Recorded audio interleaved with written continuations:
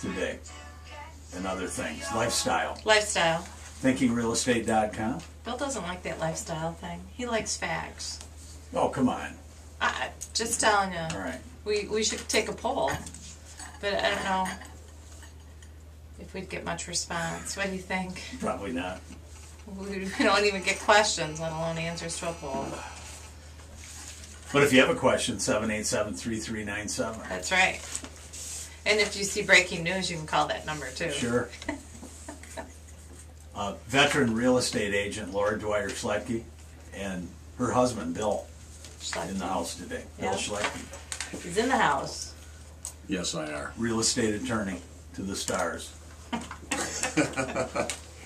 And giving a shout out to a new listener today. Oh. I encourage him to listen to the show today. That's Okay. Chris Rowley. And if he's not listening, shame on him. If he's not listening, he probably didn't hear that shout out. He didn't hear the shout out. Although, That's exactly right. he could go to our website and view this. Catch it later. Catch it later, thinkingrealestate.com. So, many options. A lot of options here. It's a link in my email. You can send me an email, I'll send you one back, and you can click on the link. So many ways. You look real sunshiny today. Well, Laura. it's so nice to have rain. Oh It my is. God. Yeah.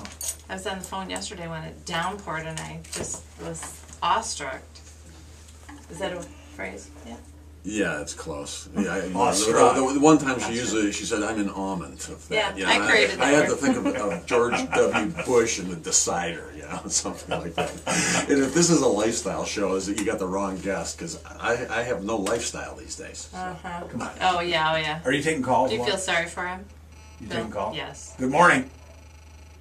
This is a call for Bill. Hey, Bill, how hard is it and what does it take to buy a house from an owner, like for sale by owner?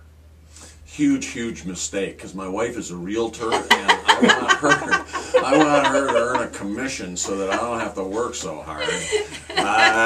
Yeah, for sale by owner. Look, I'm a lawyer, and I'm here to tell you that buying a house is there are legal issues and there are value issues. So from my perspective, FSBOs are for sale by owner. Sure, you can do it. Just make sure that you get sound legal advice on both sides of the table, both seller and particularly the buyer, so that both parties conform to what the legal requirements are. You got to make sure if it's going to be a land contract sale, for example, that you don't violate the due on sale clause in the underlying mortgage. The buyer's got to worry as to whether the mortgage goes into default. I mean, there are all kinds of legal issues. I'm just picking one of them. What's the biggest pratfall? Condition of the house. Oh, Disclosure, non-disclosure by the seller, and then second would be title.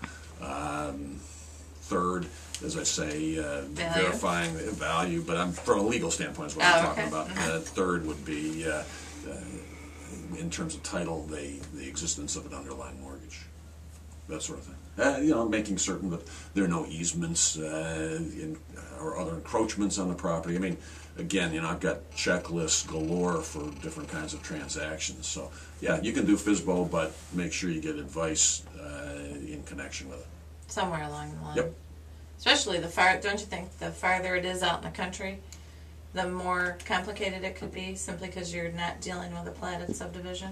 Anytime you're dealing with meets and bounds description, which is not platted or not a condominium, you have separate issues, yeah. Plus, if you're in the country, farmers used to bury their garbage and stuff, things like that. Environmental issues with Yeah, you got some environmental issues too. Leased cropland. You got, again, you're raising We some could go issues. on. You could go on and on and on. Yeah. but are you taking calls? Absolutely. Good morning. Good morning. Greg, hey, Phil Clifford. Phil, you'll have to call me back at 10. Okay. You're on the real estate show. Do you have a real Do you estate have a question? real estate question? I do not. Okay. Well, you've come to the wrong show then. Well, it is a lifestyle show. So. It is. Right. We could have talked baseball there, I guess. That's right. So did you know that because the prices of value of homes rising, that across the country we have 700,000 more homeowners that are not underwater, just as simply as a result of the value of properties rising? I didn't know that. It's kind of interesting, don't you think? Yeah, the other statistic is that there's a larger and larger percentage of people who are over the age of 50 who are underwater and under threat of foreclosure. The older population is having huge difficulties in terms of meeting their mortgage payments because they're either no longer employed or they're underemployed. They still have mortgages, and the retirement that they thought they were going to have isn't materializing. I just Plus read that that- statistic this morning. Don't you think that age group was the one that bought more on credit card because there was always tomorrow to pay it off? No, I disagree with that. I just think that it's as you get older, and a lot of my contemporaries are retired, living on fixed incomes, and they have the mortgage payment that they thought was not going to be a problem. Their pension plans are being either reduced or taken away, so it's really quite difficult. Hey, look, I'm 64 years old. I just signed up for Medicare, so I'm going to be in that boat before too long. Stock market. Everything. Oh, yeah, Although that stock also- market went up 3 out of the last 4 days. Yeah, but- 4 trading sessions. Before that so- baby goes up and down, and it doesn't jump the way it used to. Yeah, anyway, that was a statistic that I read this morning, and I thought it was of some interest. So we're still not out of the woods. I will say that from a legal standpoint, as a real estate lawyer, I am getting busier and busier with transactions. I've been litigating for a long, long time, and that's always been busy, but we're seeing more transactions, which is a good thing. What type? Well, I do predominantly commercial, more sophisticated commercial transactions, offices, retail, that sort of thing. But I do a fair amount of what I'll call higher income residences. Everything's been picking up. Yeah, and I teach a lot of commercial brokers and salespeople, and they're starting to see encouraging signs throughout Southeast Michigan. West Michigan, I teach those people out there as well, and they didn't get hit as hard as the people in Southeast Michigan. They did get hit, but things are coming back out there as well. Do you have a question? Yes, I do. We're waiting to hear it. Oh, sorry. Go ahead. Yeah, you're talking about, seniors upside down on their mortgages. There's a lot of people that are upside down on their mortgages right now. What, recourse, is there anything we can do in that type of situation? I mean, we pay our mortgages every month, and, just right now it's not getting any better for us. I'll hang up and wait to hear your answer. Okay, thanks. Well, you can talk to a lender to see if you can refinance because interest rates are so low right now that it might be possible depending on the values have changed. So you might not be as underwater as you thought you were. Yeah, but from a legal standpoint, you've got, if it's a residential property, it's your home, there are both federal and state laws and programs that are of huge benefit to the property owner who finds him or herself in economic straits, in foreclosure, or under threat of foreclosure. The federal programs provide for loan modifications. We adopted a state statute which has a sunset. It expires, I think it's the end of 2013, probably will get extended, that allows the homeowner who gets a notice of foreclosure to delay the foreclosure for 90 days, require the lender to undergo or go through what's called facilitative mediation with a housing counselor to see if you can work out a loan modification. I always urge my clients who come to me in that predicament, take advantage of that 90 days. It will stall it out for that period of time, and most importantly, give you the opportunity to work with the lender. Some lenders are easier to work with than other lenders. I won't tell you which ones are the easier ones or which ones are the more difficult ones, but people in the industry know who they are. But we do tons and tons of loan workouts these days. Again, I do predominantly commercial ones because they're the people who can afford to hire a lawyer. I wish that I could afford to work for people for free who are in distress, who are homeowners. That's the unfortunate thing, but you do have the option, even without a lawyer, to force the lender to do the facilitative mediation. You get to have a housing counselor. It doesn't cost you anything.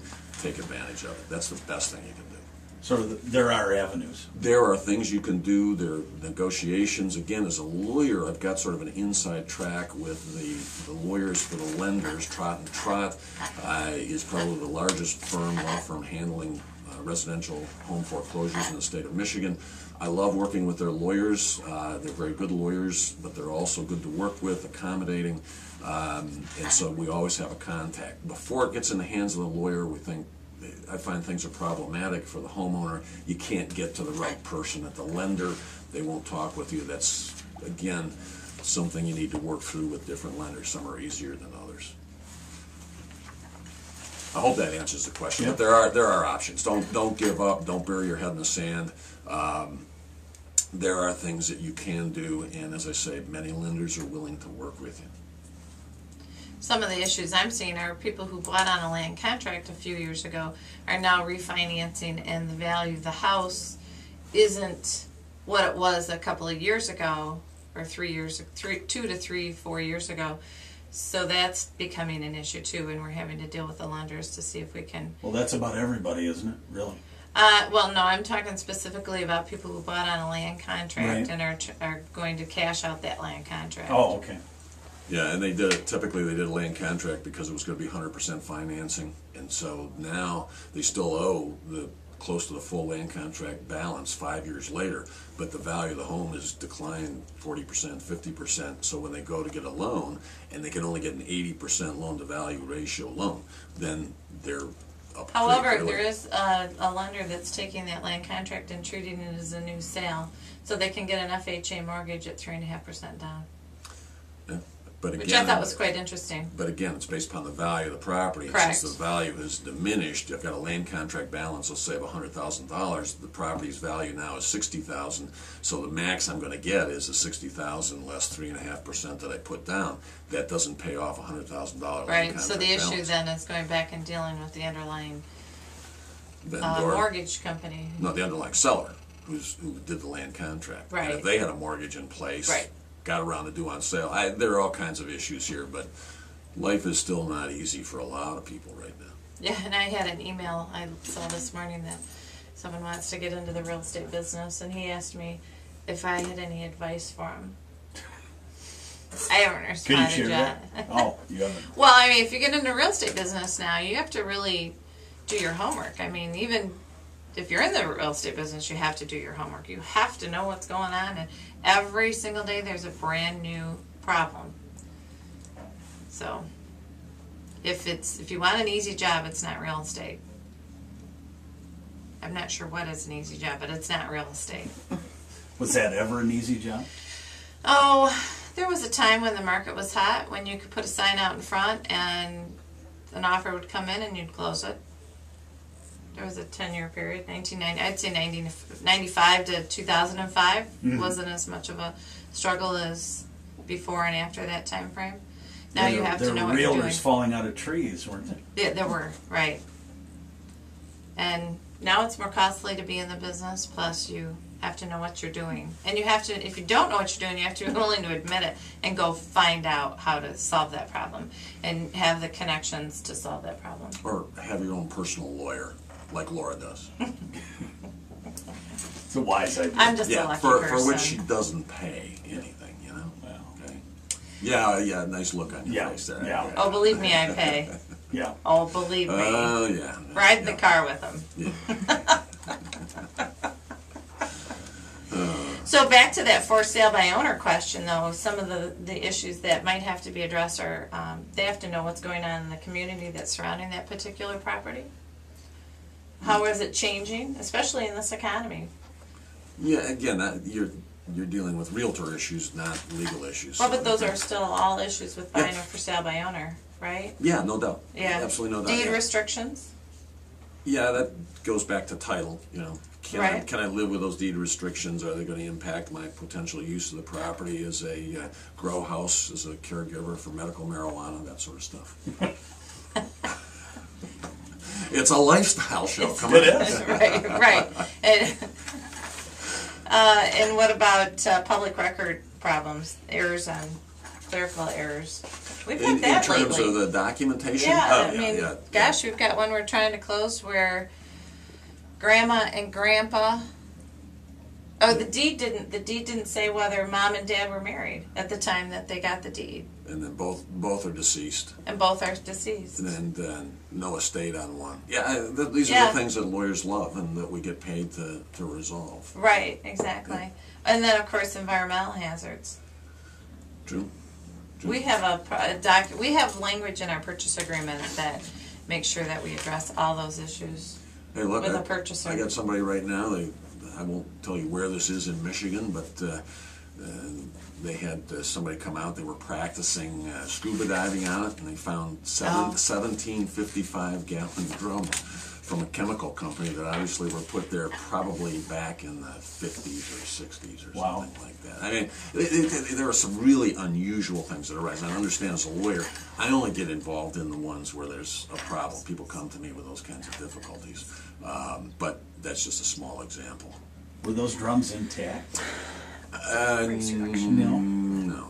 Okay. No, actually, we're working with the DEQ right now to see what we're going to have to do with that particular problem. But again, this is just a property out in the middle of nowhere. I had another one back over in Washtenaw County that turns out that back in the 50s and 60s, a large company there was dumping its used toluene, acetone, and materials they use for cleaning metal parts.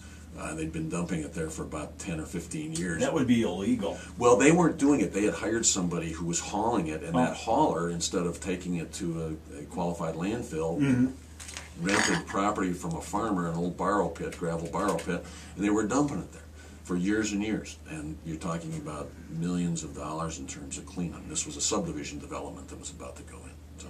Do you have a question? No, they didn't hang on. Call back if you have a question. Well, 787-3397. We have about 2 minutes here. 2 minutes? Yeah. How time flies Yes. on lifestyle shows. just well, the market's good. We are short sellers, I think, in my opinion. So if you've got a property you're considering to sell, Any open houses? No? I don't have open houses this Sunday. I do have a price reduction. 5995 Updike. It's on the corner of Seymour and Updike. It is on 2 acres, has a pole barn, a really cool 3-bedroom, 2.5 bath house, large rooms, newer construction, I think in the 2000s. I can't remember the exact year of it. 174.5. It's a great value. It's got to be one of the best values out there. Do you have a question? No. Hey, can I mention something? Because you were talking about problems in land contracts, et cetera. I'm doing a webinar for the Institute for Continuing Legal Education at the end of August. And, it's typically geared to lawyers and people associated with the real estate industry. But if anybody has an interest in signing up for that webinar, maybe they could email you at Thinking Real Estate for the information. Again, I don't know. It's through the Institute for Continuing Legal Education, but it's 3 of us panel discussion of land contracts for a couple hours. So if anybody has that kind of interest, just shoot an email to Laura.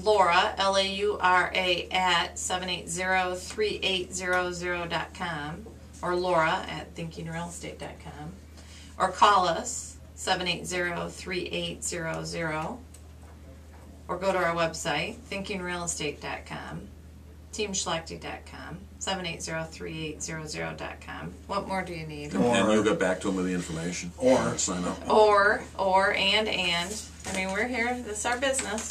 Try that call one more time. Can't? Out of time? Sorry. Call next week. We're out of time. All right. I didn't even get a chance to talk politics with you. I'm sure you were dying to. No, don't start a political We'll see you conversation. next week. Okay. Bye.